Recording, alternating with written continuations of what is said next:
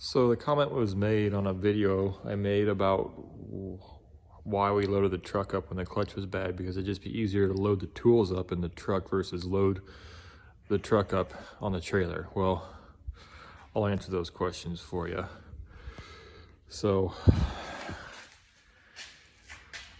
we have quite a few shovels, grease gun, tape, paint, lube, tools, copper, boots, wheel, all my pipe, my probe, my ladder, curb stops, signs, spare pipe, broom, the rest of my shovels, my taps, my glue, my primer, all my fittings. So yeah, it's easier to load the truck up than grab the tools that I need, because I need all of it.